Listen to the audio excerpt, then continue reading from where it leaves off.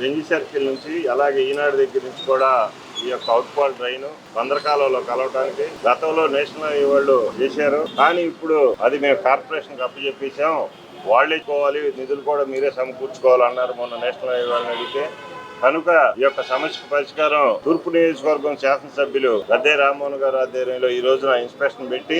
ఆ యొక్క కార్పొరేషన్ సిబ్బందిని అలాగే నేషనల్ హైవే సూపర్వైజర్ని పిలిచి ఈ యొక్క సమస్యకు పరిష్కారం చేయాలని కోరుతున్నాం. అలాగే ఏదైతే బెంజి సెంటర్ ఆంజనేయ స్వామి గుడి దగ్గర నుంచి కూడా స్కూల్ బ్రిడ్జి వరకు ఆ యొక్క ఎస్వీఎస్ కళ్యాణ్ నుంచి డ్రైన్ నడవట్లేదు. దానిలో భాగంగానే అలాగే స్క్రూ బ్రిడ్జి కింద నుంచి కూడా ఇటు పకీర్గూడెం ప్రాంతానికి అలాగే బెంజ్ సెంటర్కి వెళ్లే మార్గాన్ని కూడా మరి చేస్తామని ఎమ్మెల్యే గారు మాకు అలాగే అధికారులకు కూడా చెప్పి నేను కమిషనర్ తో మాట్లాడి ఇక్కడ ఉన్నటువంటి స్క్రూ బ్రిడ్జి కింద ఉన్నటువంటి పకీర్గూడెం ఈ శివారు ప్రాంతంలో కూడా ఈ యొక్క సమస్యను పరిష్కరించడానికి మేము కమిషనర్ తో మాట్లాడి తప్పకుండా ఈ చర్య తీసి అలాగే పడమట్లంక పకీర్గూడెం గతంలో మా చిన్ననాటి నుంచి కూడా ఎలా కలిసి ఉండేయో వాటిని కూడా ఈ మార్గాన్ని కలిపి నేను చేపిస్తానని ఈ రోజు గద్దే రామ్మోహన్ గారు తూర్పు నియోజకవర్గ ఎమ్మెల్యే గారు మాట ఇవ్వడం కూడా జరిగింది.